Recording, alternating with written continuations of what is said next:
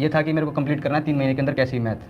अच्छा, जुलाई में लिया और दिसंबर में तेरा एग्जाम था तो मेरे को कंप्लीट करना था सर मैथ्स कैसे भी करके 3 महीने के अंदर, तो मेरा टारगेट बन गया था। जो बच्चा 8वीं पास एग्जाम जो FCI वॉचमैन का एग्जाम था, वो एग्जाम इस बच्चे से क्वालिफाई नहीं हुआ। क्या नाम है तेरा? सर, बता। मेरा नाम अमन कुमार है सर। अमन कुमार, कहाँ का रहने वाला है? बिहार में? मैं बिहार का रहने वाला हूँ, Vaishali district. Vaishali district. Mummy को था कि हाँ कर लेगा कुछ कर लेगा, क्योंकि सर मार्क्स अच्छे आते थे मेरे।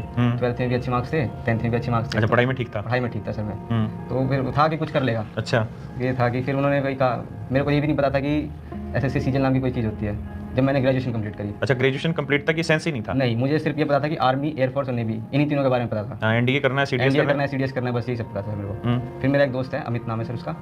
उसने जब मैंने ग्रेजुएशन कंप्लीट की तो उसने मेरे को बताया सीजल के बारे में। अच्छा, पहली बार?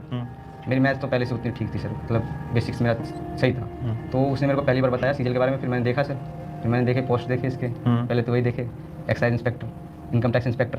उसके बाद सर MA के बारे में देखा तो मेरे को अच्छा लगा सर। अच्छा, ठीक है। उसके बाद फिर मैंने तैयारी स्टार्ट करी सर जुलाई 2022 में। अच्छा, मेरा ग्रेजुएशन कंप्लीट हुआ था जून में। फिर मैंने जुलाई 2022 में तैयारी स्टार्ट करी अपनी। तो स्टार्टिंग के दिनों में तो फिर आपका बैच लिया था पहले मैंने, BOD बैच लिए थे, दोनों बैच, अर्थमेटिक का और एडवांस का सर। अच्छा, BOD लिया था कौन से महीने में? जुलाई 2022 में लिया था सर। जुलाई 2022 में। उसके बाद सर अच्छा, लाइव बैच नहीं गया तू? नहीं सर, मैंने लाइव क्यों नहीं लिया तूने? BOD क्यों लिया? सर मैंने देखा कि लाइव में ज़्यादा टाइम लग रहा था सर। लाइव में ज़्यादा टाइम लगा तो मेरे को था कि, और मैंने देखा सीजल के मतलब नेक्स्ट पेपर कब था। अच्छा, तेरा एग्जाम टारगेट पे था? हाँ, एग्जाम टारगेट था, दिसंबर में पेपर था सर। तो फिर मैंने देखा लाइव करूँगा तो होगा नहीं, तो मैंने BOD बैच लिया सर। मैं 3 से 4 घंटे, आपका 2 घंटे एडवांस और 2 घंटे अर्थमेटिक डेली करता था? डेली करता सर मैं। मतलब ये था कि मेरे को कंप्लीट करना है 3 महीने के अंदर कैसे ही मैथ। अच्छा, जुलाई में लिया और दिसंबर में तेरा एग्जाम था तो मेरे को कंप्लीट करना था सर मैथ्स कैसे भी करके 3 महीने के अंदर, तो मेरा टारगेट बन गया था। तो मैं 3 से 4 घंटे तो मैथ्स को देता था बस। अच्छा, रीजनिंग सर मेरी सही थी, रीजनिंग को मेरे को टाइम देने में उतना, प्री के लिए तो उतना ध्यान नहीं देना था मेरे को। तो अब तेरा फिर PUBG छूट गया उस समय? 4 घंटे पढ़ने पे लग गया तो? हाँ सर, वो तो पहले ही छोड़ दिया था सर। अच्छा, उसके बाद कोई भटकाव नहीं इधर उधर? नहीं, उसका इंस्टाग्राम ID भी डिलीट कर दी थी सर, जो रील्स वगैरह देखता था तो पहले। अच्छा, पहले खूब देखता था? पहले सर इन्हीं में टाइम पास होता था, ये हो गया, क्रिकेट खेल लिया कभी, मतलब पढ़ाई से उतना वास्ता नहीं था। वास्ता नहीं था जी। तूने मेरा BOD बैच लिया और जुलाई में लिया, दिसंबर में तेरा एग्जाम है, कितने महीने में खत्म कर दिया तूने पूरा? 3 महीने में मैंने खत्म कर दिया था सर। तो मुझे एक चीज बता के, तूने BOD बैच लिया उसके बाद भटकाव नहीं हुआ कि यार किसी और टीचर का ले लेते हैं या और कहीं पढ़ लेते हैं साथ साथ, ऐसा कुछ भटकाव नहीं हुआ? सर मैंने आपकी 3 क्लास में, फिर मुझे जरूरत ही नहीं पड़ी सर और किसी टीचर चीजें पल्ले पड़ने लगी? बिल्कुल सर, एकदम 100%। उसके बाद जरूरत ही नहीं पड़ी सर और किसी टीचर के पास जाने की। बैच कंप्लीट किया, 7300 सर आपने बोला था, 7300 ले लो, इसकी जगह पे और कुछ मत लो। वो बुक मंगाई थी सर, वो पूरी कंप्लीट कर दी। फिर हैंड रिटन क्लास नोट्स बनाता था? हाँ सर, अभी भी पढ़े हैं सर हैंड रिटन नोट। मैंने एडवांस के और अर्थमेटिक के दोनों के हैंड रिटन नोट्स बना रखे हैं। अच्छा, हर एक चैप्टर के बनाता था? हर एक चैप्टर के जो आप क्वेश्चन करवाते थे ना कॉन्सेप्ट से रिलेटेड, वो क्वेश्चन भी मैंने नोट कर रखे हैं। अरे वाह, ब्रिलियंट। अच्छा, शुरुआत में जब किया स्टार्ट तो सिर्फ मैथ पढ़ाया और बाकी चीजें भी एक साथ ली थी कोचिंग में? शुरुआत में मैंने इंग्लिश पे उतना ध्यान नहीं दिया था। अच्छा, इंग्लिश में नहीं दिया था, मैंने GS को उठाया था सर। इंग्लिश में ध्यान क्यों नहीं दिया? एक तो सर समझ में नहीं आ रहा था उतना। अच्छा, इंग्लिश बैकग्राउंड कैसा है तेरा? नहीं सर, बहुत वीक है सर। अच्छा, इंग्लिश बहुत वीक है तो। अच्छा, इंग्लिश शुरुआत में ध्यान मन गया ही नहीं इतना? अच्छे से गया सर, उठाया था, उसको समझ में नहीं आता ग्रामर वगैरह। तो एक स्टार्टिंग का 1 महीना तो टीचर देखने में निकल गया सर।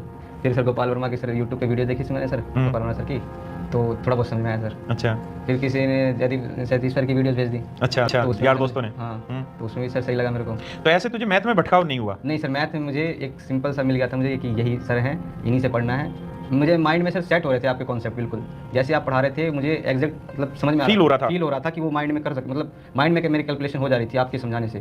तो मुझे लगा कि वो जरूरत नहीं है मैथ्स में और किसी से। चलिए, हमारे लिए सबसे बड़ा कॉम्प्लीमेंट है एज ए टीचर मेरे लिए मैथ का, 2023 में लाके टेक दी। 2022 में भी तेरा सिलेक्शन हुआ सर? 2022 में सिलेक्शन हुआ था। किस पोस्ट पे? ऑडिटर के पोस्ट पे। फिर तो आया नहीं उसमें हमसे मिलने? सर उसमें उतनी रैंक बढ़िया नहीं थी सर। अच्छा, रैंक बढ़िया नहीं थी इसलिए नहीं आया? ना, ऐसा नहीं है। आप पता है, कामयाबी कोई भी मिले, हर कामयाबी बड़ी है। आप उस समय ऑडिटर?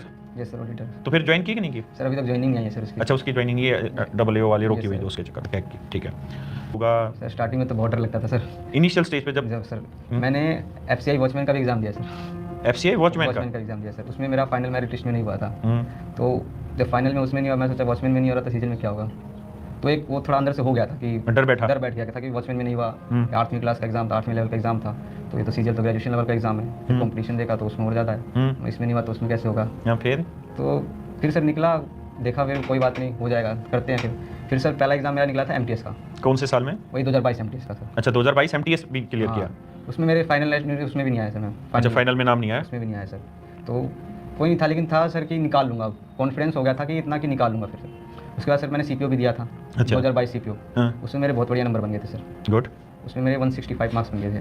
ब्रिलियंट। तो सर फिर मैंने सोचा चलो ये भी बढ़िया नंबर हैं, तो फिर था कि सीजल है, सीजल की तैयारी में लग गया, जो भी था रिवाइज़ किया सर।